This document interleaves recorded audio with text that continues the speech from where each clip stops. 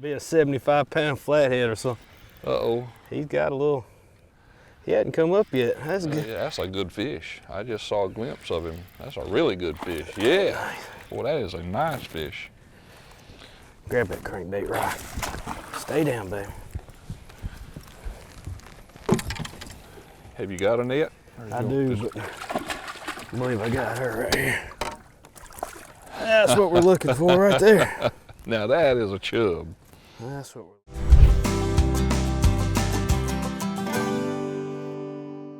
Grady White Boats' reputation for designing ruggedly elegant fishing boats is legendary. Our attention to quality, detail, and customer service is unmatched. From our Fisherman 180 and Coastal Explorers series to the unrivaled Canyon 456, you'll find no boat that rides better and offers more fishing amenities. Go ahead, experience fishing at its best. Get the Grady.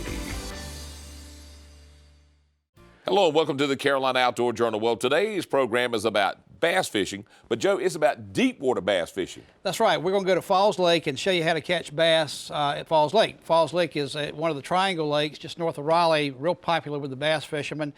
Taking you to show you how to catch fish over structure. This is offshore structure that the fish migrate to if the water temperature gets too hot up close to shore or too cold. It's just a place they like to hang out.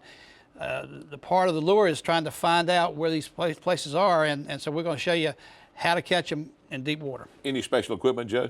Pretty much standard bass fishing equipment, and the guys in Gear Time will go over some of the lures that they use today to catch fish. But we do have something special, and that is a meatloaf recipe with Donna today. Utilizing one of our wild game, the white-tailed deer, she continues to come to the table with a unique variety of ideas, and this is one of them. All right, let's go to work today on the Carolina Outdoor Journal.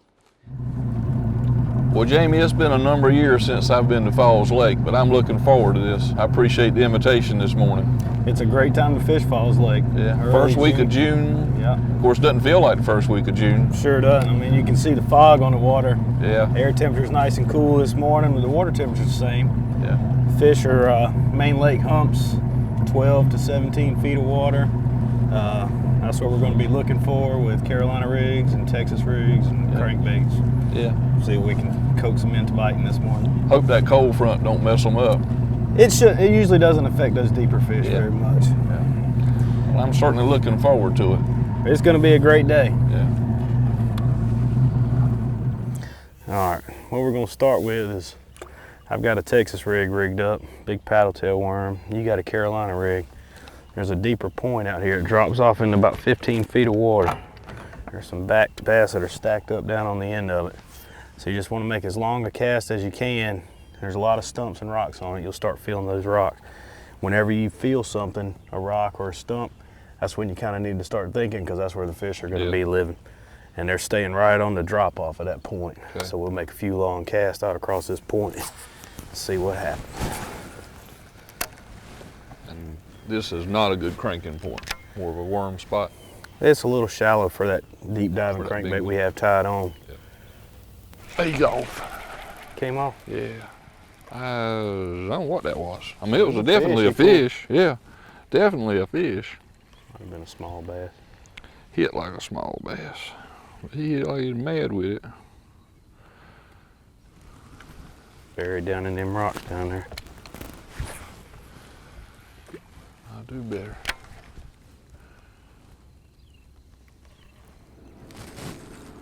Well, that's a, yeah. Nice one? Yeah. I don't know on the crank. Nah, he's not a nice one, but he's a good solid fish. But picked up that crankbait, and you know, they were biting those worms, and they just wouldn't take it. I said, well, shoot, I'll put a crankbait on him. If he bites the crankbait, there's hooks all over that. He's a good solid fish. Been eating. Boy, they are fat and healthy. Look at that.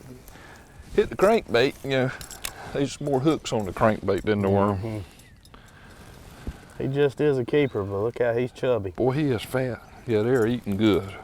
But that's the fish in this lake. I mean, they're just good, solid fish. Mm-hmm. The way I remember it being. All right, fella, go tell your mama to come see old Joe. Go down there and tell his mama we're up here picking on him. Yeah, make her mad. I believe I'll try that crankbait again. But you know, he didn't just jump all over it. They're not feeding real heavy.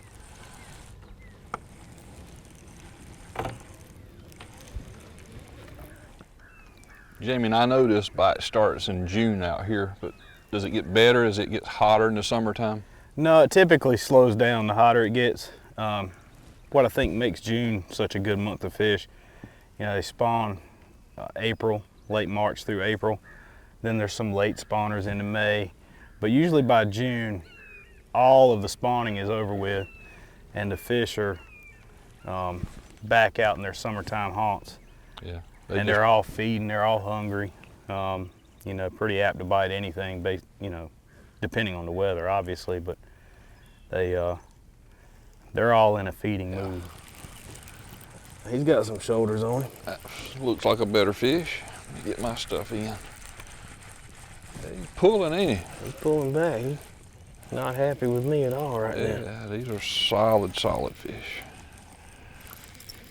Get you some help with that one. Hadn't seen him yet. Yeah. I thought you said this one was a spot for the good ones. Look at that. Appears to be a good one. That might be a 75-pound flathead or something. Uh-oh. He's got a little, he hadn't come up yet. That's good. Yeah, that's a good fish. I just saw a glimpse of him. That's a really good fish. Yeah. Boy, that is a nice fish. Grab that crankbait rod. Stay down, baby. Have you got a net? I do, but I believe I got her right here. That's what we're looking for right there. Now that is a pretty fish, boy. Look at that. Still just as fat. Full. Yeah. That's a good 5.5 pounder. A good 5.5 pounder. I think the fish might go 6. Here we go. Yeah. Roll. Good look. Nice. That'll work. Right on. Good job. He hit it and dropped it, I think. As you picked up a jig. Yeah. There's a lot of rocks and stumps that are on this point out here. I feel if I can get a jig, I can just hop it around in that stuff. Fish laying down there. Plus it's just something different than we've tried all morning. Jigs are good baits up here. Used to be. A lot of people won't throw a jig out in deep water, you know, they consider a jig as a flipping bait. Yep. Flip it in lay downs and around treetops and stuff, but I found it works just as good. Anywhere you fish a Carolina rig, you can get a football head jig, hop it up off the bottom. You're right, I don't think they see that bait a lot out here. And it's that pressure you talked about earlier, it's just something different. I've had some good luck with it. Anything different is gonna work, you know. And there's a fish. Yep. Yeah, I see him. He's a little one, but he's a fish. He's a fish. Normally that jig He catches wanted the big jig. fish. He wanted the jig. Yeah. So he's just a little guy, but he hit that jig like he was grown. Yeah, normally bigger fish bite jigs, but fish is a fish right now. There is some heavy structure out here. Yeah, that's what holds those fish on these points. They get bright sunny day with no clouds, that just pushes them Deeper. tighter to that cover.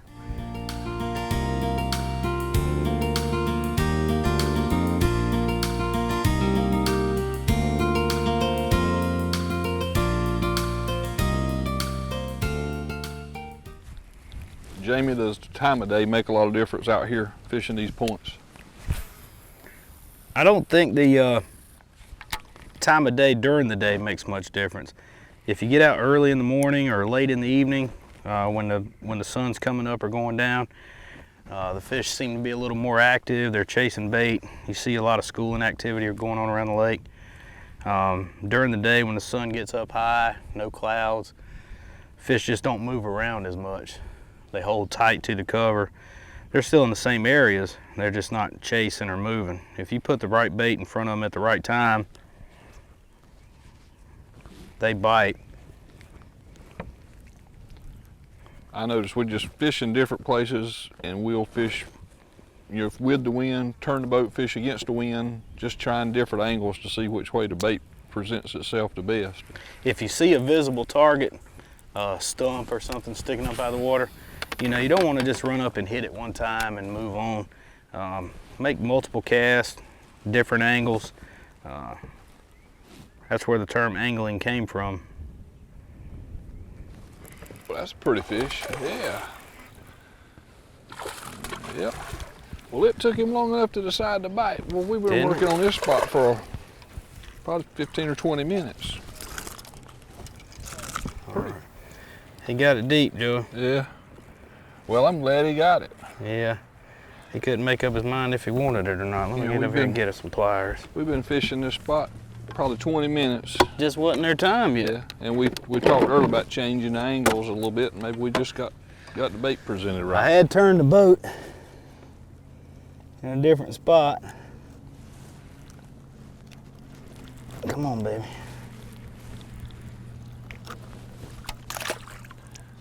All right. Get him back in the water. He was hooked a little deep. Yeah. Well, at least they're biting good. Hooked that deep. Back on the rig, huh? And another one on the rig. I think I'm gonna go back to the rig. See if we can't catch a few right quick. Maybe we'll get them excited. You just can't let them have it a long time, because it wasn't a real violent bite, but he obviously wanted it. We'll take a bite, any kind of bite. Well, we changed our boat position, got a little downwind of that structure we're fishing, and the fish have got turned on, it appears like. Well, I don't know if it's that the fish turned on or we just got our line up right. I was talking earlier about lineups. You know, just try to envision what's under the water. If there's a small pile of rocks, and say the wind's blowing this way, I think it blows the shad with the current that the wind creates. So that you got to envision that the bass have turned so they can see what's coming. And then, you know, in order to hit that rock pile to get your line up, these Carolina rigs and jigs work really well for that, because you can feel what's on the bottom and you can look at where you're sitting on your front depth finder and line up your cast with something on the shoreline. Yeah. In our case, it's that little rock pile way over there on the shoreline. And if you cast to the rock pile, about halfway between here and there is the underwater rock pile that we're fishing. Well, it makes a difference because we fished this rock pile from the other side. We fished all the way around it. Yeah. There's a fish right there. Small one, but he's still a fish. I tell you what, they're gonna get turned on right there, I think. Yeah, that's the same place I just caught that last fish. Yeah. Exact same rock, I think. Yeah, there is some good structure right there. If we can hold the boat right here. But they're still solid, good solid, healthy fish. That's what I was telling you earlier about your lineups, you know. You can come out and fish this whole rock pile, but if you don't have the lineup just right, yeah, you know, they seem like they don't want much of it. Well, he got my bait. What were you throwing, a black worm? Black worm, yeah, just a trick worm. And you know, Joey, when you go to another lake, a lot of people often ask me, how do you find this offshore structure, these offshore humps? You know, the paper maps that are out nowadays are really, really detailed. And what I like to do, if I go to a strange body of water, I'll take a paper map that you can buy, you know, pretty much any sporting goods store that has topography on it. And I'll compare it with the GPS mapping chip that's in my GPS. So I start with map study, and you look at, you know, points that are close to the river channel, which is kind of what we've been fishing all day. And then you take your paper map on the boat, you go out, use your GPS map and just graph, you know, go back, look back and forth. The good thing about the mapping chips in that one unit is you've got a map and a sonar side by side, so you can see not only the difference in topography, you can see if there's brush piles or rock or fish, you know, relating to it. Then back off and fish it. If you fish it with something like a jig or a Carolina rig that drags the bottom, you know, you can get a feel of what's on the bottom. If you're throwing a crankbait, you won't really know if it's rock on the bottom. So all the lakes basically are man-made. They're dammed up rivers more than likely. This one is a little more river-like than, say, Harris would be. A little more round at Harris. And you know, they were all three built right around the same time frame, 1980 to 82. all three, Jordan, Falls, and Harris, were all built. And but you're right, this one's fish is a little more like a river. It's long and winding, kind of narrow. Jordan's more like a regular reservoir, and Harris is kind of like a big grassy pond, Yeah. so to speak. Joe, we had a good day at Falls Lake. We did, and it just shows you if you learn that structure, that deep water structure, it can give you a longer fishing day. A lot of times if you start early, catch a few fish up close maybe and work your way offshore, those fish like to hang out in that deep water structure, and if you know how to fish it, you can catch fish. Speaking of know how to fish it, let's go to gear time.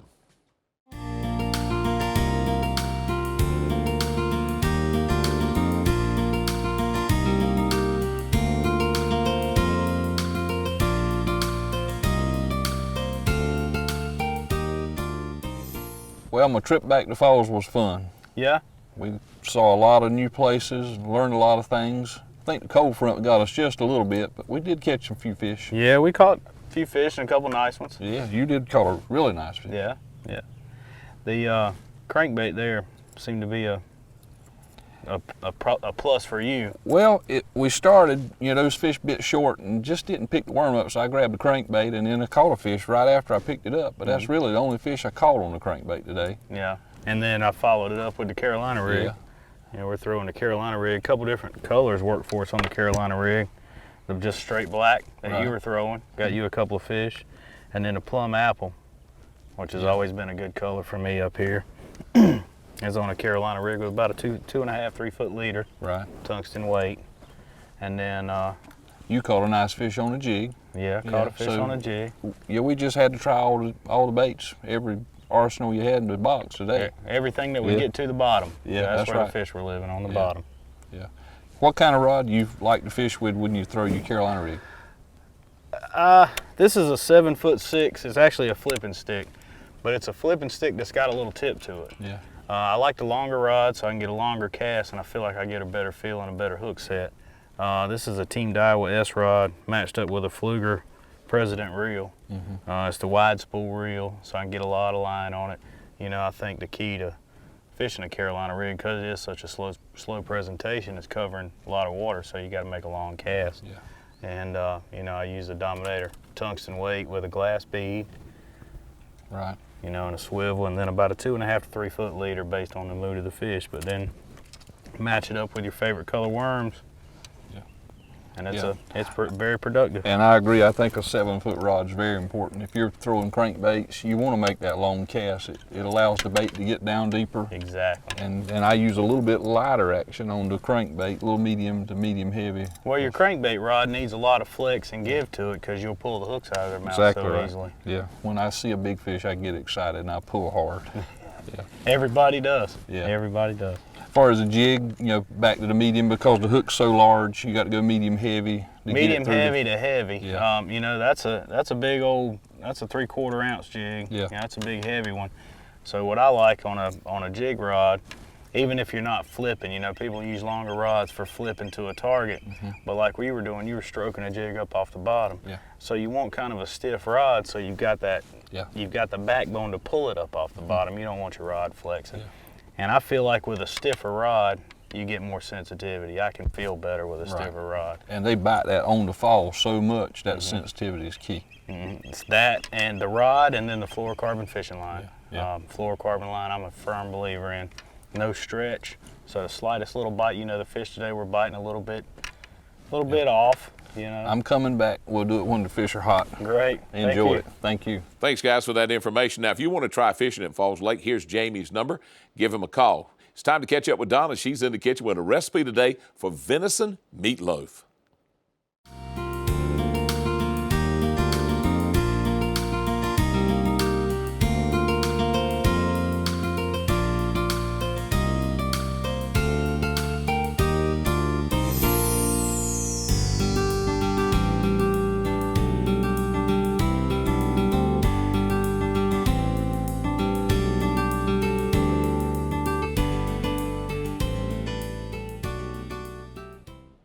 Today we are making a venison meatloaf sandwich in the kitchen. And I don't know about you, but we love meatloaf at our house, and especially a meatloaf sandwich the next day. So this is one of those recipes you can eat it for dinner, and then it's a great lunch the next day. So we're going to start out with about a pound of ground venison. We're going to add to that some chopped onions, some chopped green pepper, some oatmeal. This is going to bind it together, and also 1 egg. So we're going to mix all that together. We're also going to add in a about a cup of cocktail sauce, and this will add some great flavor. We're also going to spread that on the top right before we bake it. So we'll put a little bit more on before we start to bake. So we'll mix all that together. Then we're going to place it into our loaf pan. And a trick, I don't know about you guys, but my pan always gets, my meatloaf is always stuck in here, and then it's just a big mess to clean up. So I'm going to show you a great trick on how to line your pan with foil. So you just turn it over and you press your foil, and I like the non-stick foil.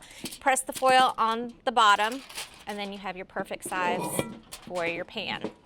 Then you just press it right in, and you're ready to go. So mix it together, place it in your pan. We're going to bake this at 350 for about an hour, just until it's firm, and then you're ready to serve it for dinner. And then the next day, we're going to slice it.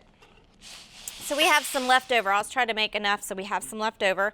So we're going to slice our meatloaf, place it on some Texas toast, or you can use French bread if you like, or you can use your plain white bread. Then we're going to take some honey mustard, and we're just going to spread it on our bread. And then we're going to place it on the top. I already have some meatloaf there. We're going to spray this with some olive oil, and then we're going to place this onto our panini maker, or you can use a griddle if you like.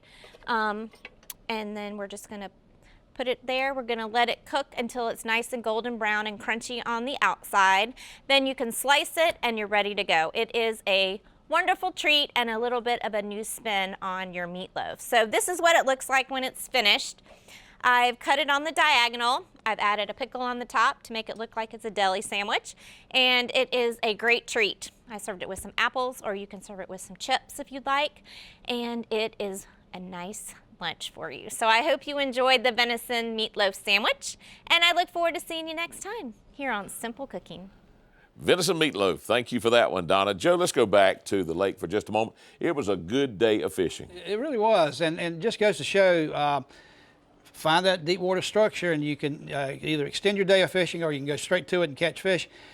That type of structure exists in certainly all of our triangle lakes, reservoirs, and then over in the triad, you've got lakes the same way that they're going to have deep water, and most of them were built and structure was left when they were built. So it's just a matter of taking the time, and with this modern day sonar that we've got on our boats, depth finders, you can map them out and get you a half dozen that you can hit intermittently. You don't want to have one just hit all the time, but those fish move in and out of those sites, and again, it's really quality fishing, and if you don't do anything up close, then you got something to go to as a backup. You can do it all right here in North Carolina. Absolutely. For Joe Albee, I'm John Moore. We thank you for joining us today on the Carolina Outdoor Journal.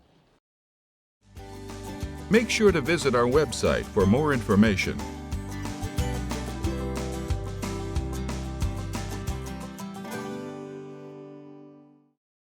Grady White boats are known for uncompromising quality through exceptional attention to detail. On every model, from 18 to 45 feet, we incorporate exclusive features and quality components that you won't find on any other boat brands. Our exclusive CV2 hull design is ranked highest in every third-party survey done in the marine industry. So every day on the water will be a great day, no matter the conditions. Ask any Grady White owner and they'll tell you, get the Grady.